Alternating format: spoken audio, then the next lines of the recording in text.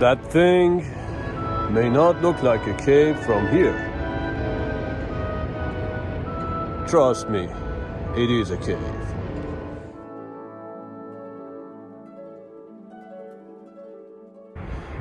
Getting into that cave requires rock climbing, ropes and equipment, and a team of experts. Back in the 1960s, a group of rock climbers who were feeling bored at home decided to give it a visit.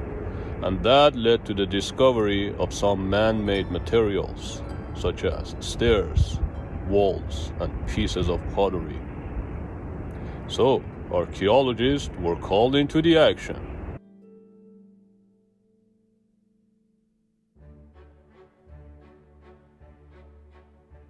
From the screen of your monitors or cell phones, you may not be able to grasp how huge this thing really is.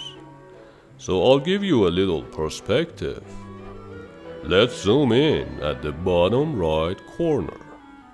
That is a 1500-year-old Sassanid structure.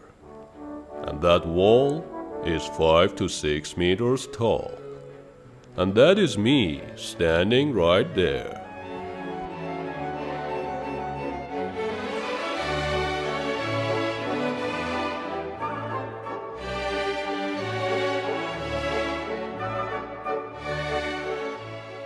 This fortress was built at the entrance of the cave to prevent entry into the cave. That hole right there is the cave. And now I'm gonna try to climb this wall without a ladder, rope, and a team of experts. This 1500-year-old wall could collapse at any moment, but ignorance knows no border.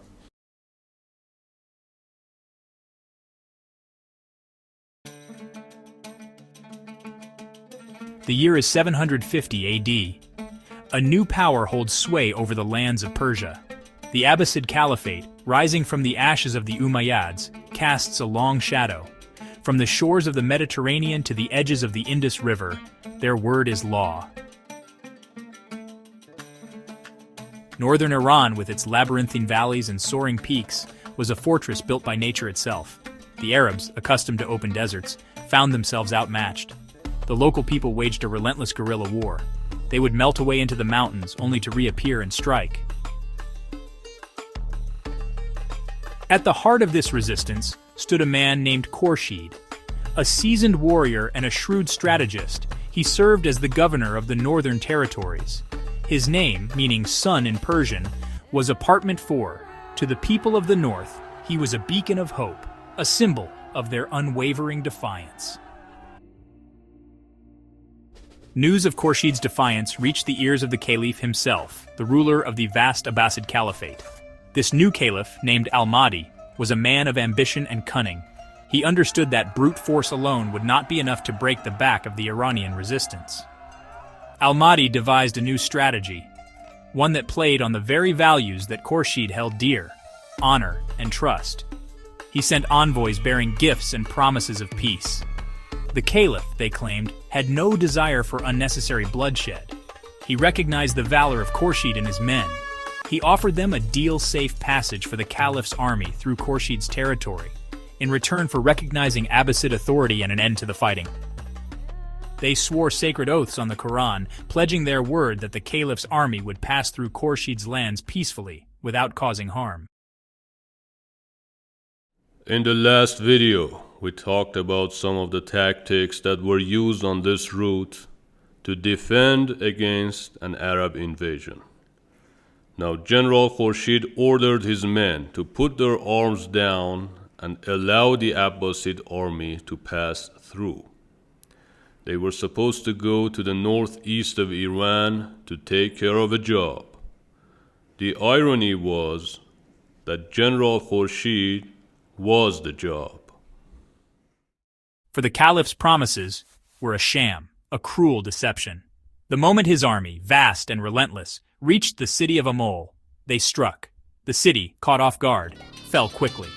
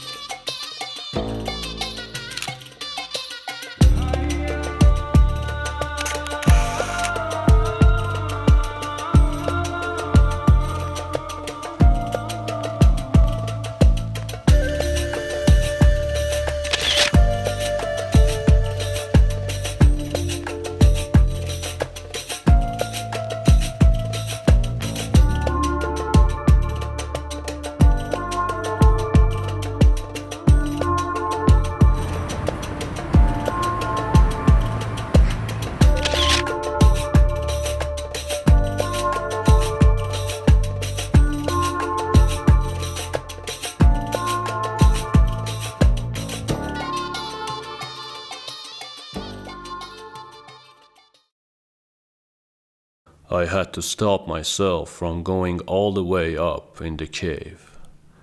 I thought if I could not come back down, then I will never publish this video. And that defeats the purpose. So for now, I'll bring your attention to the other side, the opposite side of the cave, where you can see some man-made materials. First, I'm gonna provide the scales for you. And I already feel like being a mosquito in a large house. That wall behind me was too straight to climb.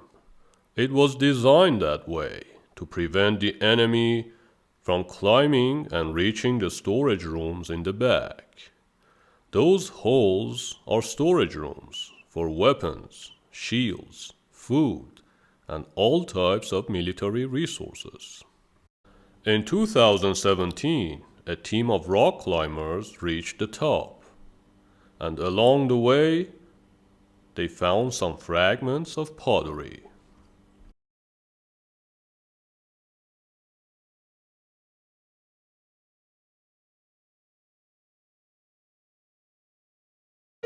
News of Amal's fall reached Khorshid in his mountain encampment. Betrayal cut deep, replacing his weariness with a cold fury. He knew he couldn't match the Caliph's forces in a direct confrontation. Instead, he chose a strategic retreat. Khorshid gathered his most loyal soldiers and, under the cover of darkness, slipped away. They journeyed northwest, towards the rugged peaks of Gilan. This unforgiving terrain offered a chance to regroup and rebuild. Khorshid was determined to continue the fight. He sent envoys to neighboring rulers, seeking alliances and reinforcements. Among Khorshid's most prized possessions were his family and his accumulated wealth. He knew he could not keep them safe in the midst of war. He sought a hiding place, a sanctuary where they would be shielded from the encroaching conflict. And he finally decided, a secluded cave, hidden deep within the mountains. It was a place of both refuge and confinement. Khorshid's family, accustomed to the comforts of their former life, now found themselves surrounded by cold, damp stone. Another 100 people entered the cave in a month. Most were high-ranking officials with their families. Supplies were scarce, their days marked by uncertainty and fear. Yet they clung to the hope of Khorshid's return, their faith in him their only solace in the darkness.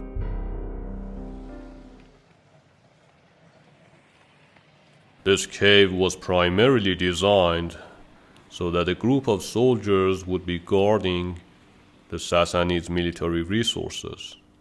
It was not designed to accommodate 100 to 200 people for 3 months. Therefore, some serious problems with sanitation began to arise.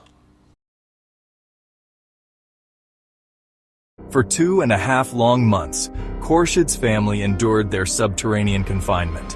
Hope, once a flickering flame, began to dwindle with each passing day. Supplies ran low, and the constant dampness took its toll.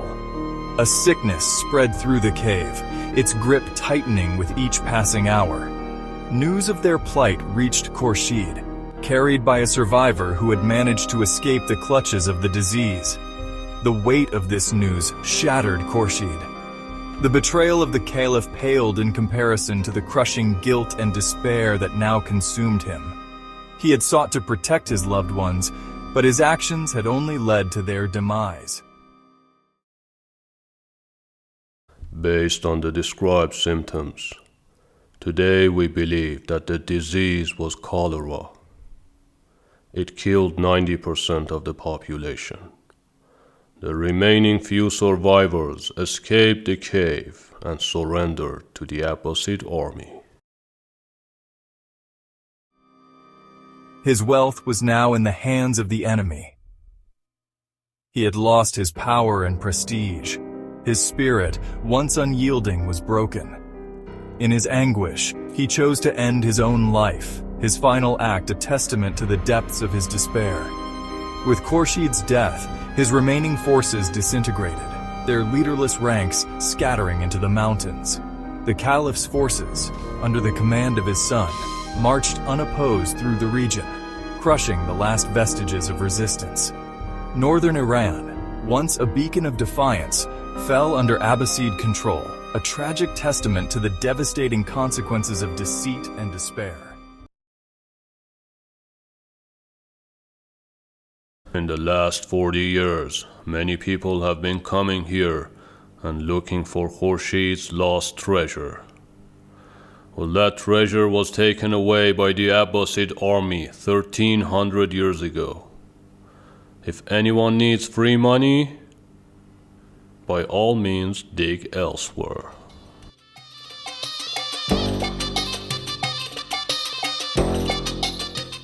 So, the last remaining piece in Iran will fall into the hands of the Abbasid army. And within the next 100 years, Islam will take over that area. This Islamic empire is extremely powerful, and this time period, which lasts about 300 years, becomes known as the Islamic Renaissance. It is a period of advancement in arts, literature, poetry, science and technology, and even the revival of ancient Greek philosophy that was being lost in Europe. This Islamic empire will disintegrate in 1250s when the Mongols invade the Middle East.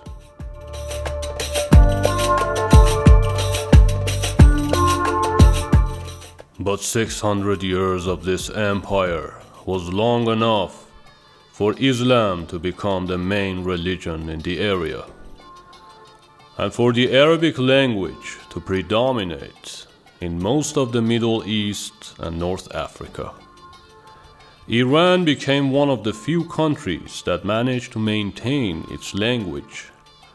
Today, about 25% of all the words in the Iranian languages have Arabic roots.